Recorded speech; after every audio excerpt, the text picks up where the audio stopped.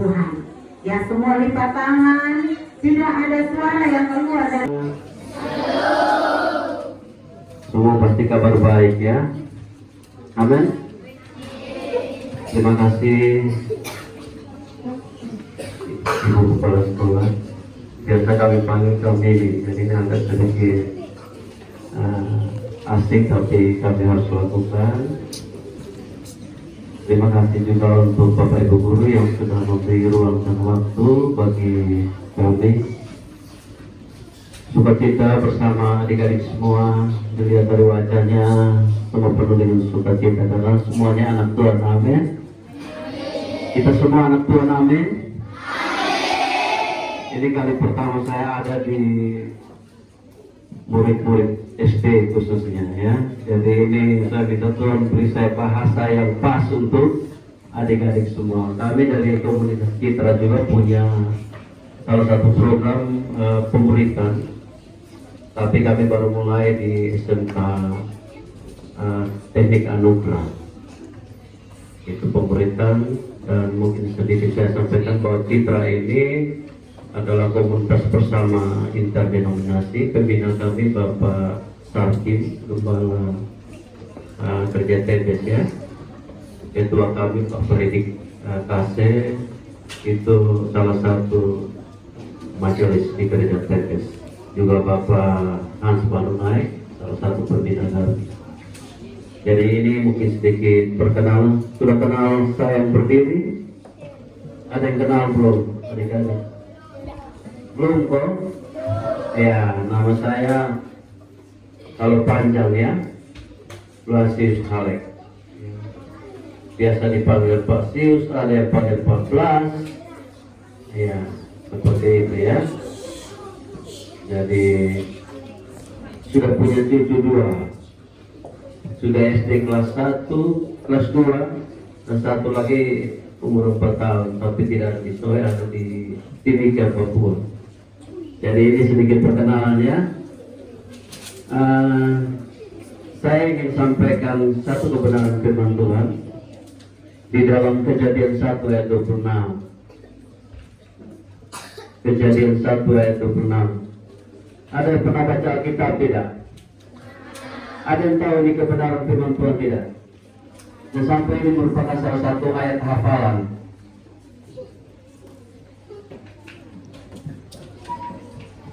Siapa yang sering ikut sekolah minggu? Coba angkat tangan. Wah, sangat banyak ya. Silakan kasih turun.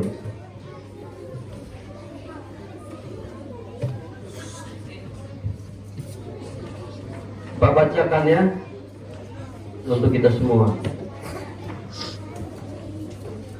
Di mana Kejadian 1 ayat 26.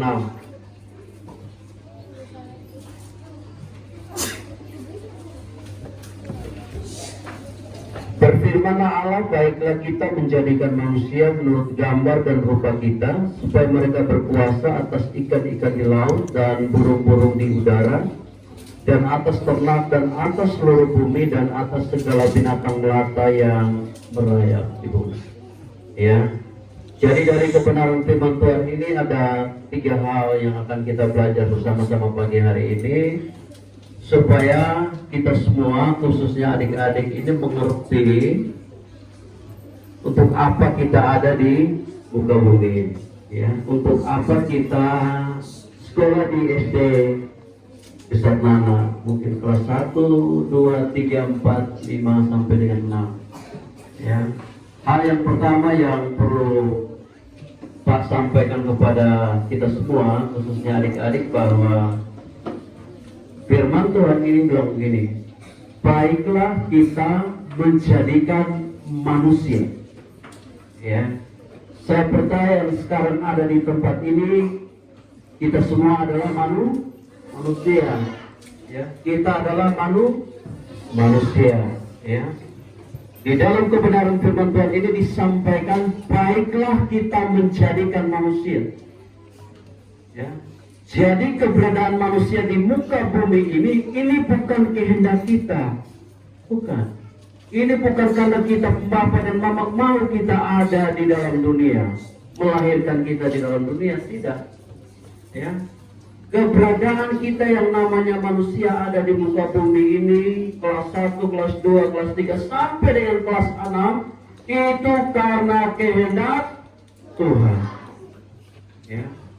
Kalau itu karena kehendak Tuhan, berarti segala sesuatu yang kita butuhkan di dalam hidup ini pasti Tuhan sediakan.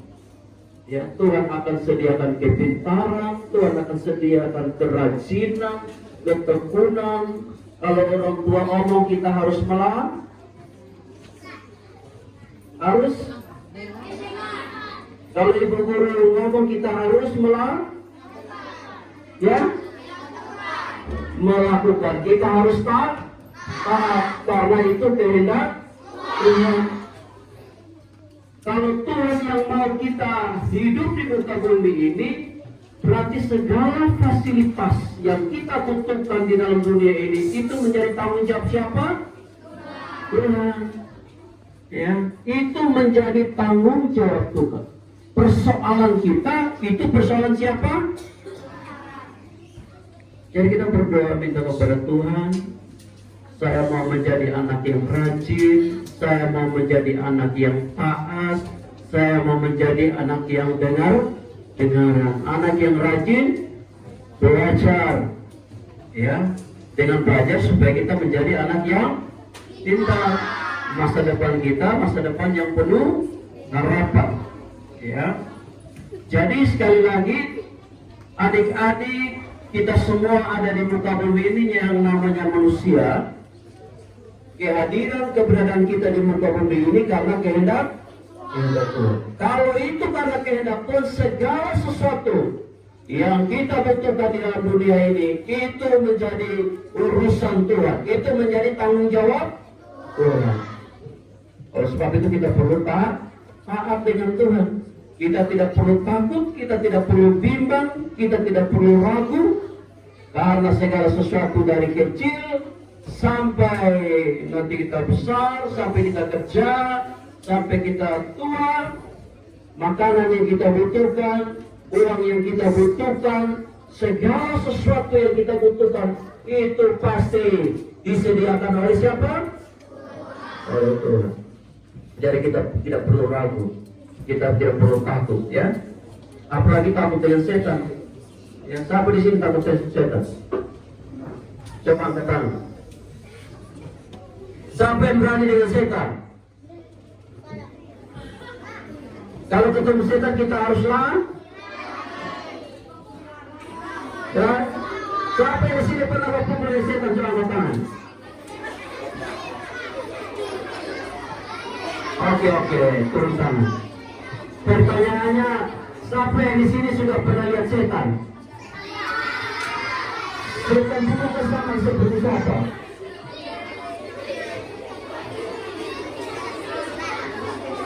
Oke, turun tangan.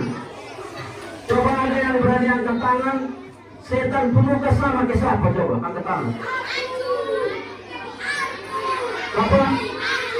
Hantu. Tadi kan saya bilang ada yang takut dari setan. Oke, ya. Jadi sebentar kita lihat, ya, bahwa kita sebenarnya punya kekuatan untuk kalahkan setan. Kita cukup keluar, setan akan lawan. Tapi kalau malam-malam kita keluar harus karena kita takut. Kita harus berani setan yang harus takut dengan kita. Ya. Jadi itu hal yang pertama. Keberadaan kita di muka bumi ini, kita ada di dalam dunia ini karena kehendak Tuhan.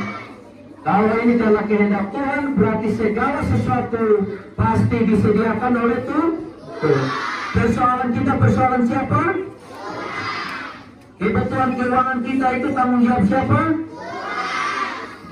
Saya pernah kerja di LSM selama 17 tahun. 2000 saya Pak berhenti, Pak mau wirausaha saja. Pernah Pak ditugaskan ke Jakarta untuk rapat kantor. Nah ketika Pak ditugaskan ke Jakarta, itu kira-kira yang beli tiket itu kantor atau Pak? Kantor. Makan minum kantor yang siap atau Pak yang harus siapkan? Kantor, ya. Pesawat disiapkan, hotel disiapkan oleh kantor. Karena Pak ditugaskan ke Jakarta oleh kantor, berarti kantor yang bertanggung jawab makan, minum, uang pesawat, penginapan, tidur di Jakarta itu semua disiapkan oleh kantor. Karena kantor yang tugaskan. Kalau kita ada di muka bumi ini ditugaskan oleh siapa? Tuhan. Berarti segala sesuatu yang kita butuhkan itu tanggung jawab siapa? Apakah kita perlu takut? Apakah kita perlu ragu? Persoalan kita persoalan siapa? Cukup kita kasih tahu kepada Tuhan. Tuhan akan selesaikan dengan cara saksama dalam tempo yang sesingkat-singkatnya. Selesai, beres total. Amin. Amin. Amin. Orang kuat. Amin. Kalau saudara amin seperti ini, setan akan lari. Setan akan apa? Jadi itu hal yang pertama. Hal yang kedua, ya, hal yang kedua, Tuhan bilang begini, baiklah kita menjadikan manusia menurut gambar dan rupa kita. Jadi hal yang kedua, kita manusia ini diciptakan segambar dan serupa dengan siapa? Jadi lihat kita muka, lihat kita rambut, kita ini adalah segambar dan serupa dengan siapa? Berarti kita berharga atau tidak? Kita manusia ini sangat berharga. Biar hitam, biar keriting, biar pendek, apapun justifikasi atau dunia bilang, tetapi kita di hadapan Tuhan adalah pribadi yang berharga. Karena kita manusia diciptakan segambar dan serupa dengan Tuhan. Sampai di sini pernah lihat uang 100.000? Siapa yang mau uang 100.000? Turun tangan, turun tangan. Kalau seandainya uang 100.000 itu jatuh di lumpur, siapa yang mau? Turun tangan. Kalau seandainya itu uang 100.000 kena tali babi, siapa yang mau?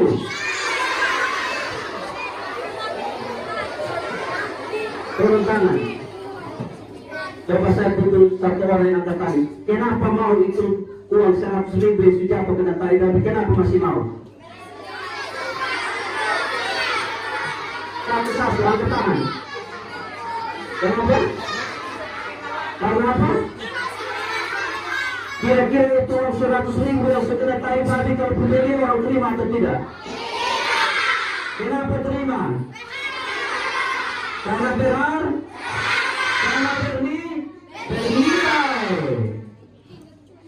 Sampai di sini pernah lihat ini orang pakai emas di leher. Emas mahal atau murah? Oke, kalau mahal 1 gram sekarang saya tanya adik, emas harga berapa? 1 juta lebih. Sekarang emas 1 gram 1 juta. Kalau seandainya mama punya 10 gram, kena berapa itu? Kalau itu emas jatuh di lumpur, kira-kira mama buang atau ambil? Kenapa mama ambil? Karena berat, berharga, bernilai. Ya. Kalau seandainya itu emas jatuh di WC, kira-kira mama ambil ke sana? Kenapa ambil? Sekalipun emas itu jatuh di WC, sekalipun emas itu jatuh di kandang babi, di lumpur, dia tetap dia tidak akan berubah. Kita lebih dari emas. Kita lebih dari apa? Emas satu dunia berkumpul.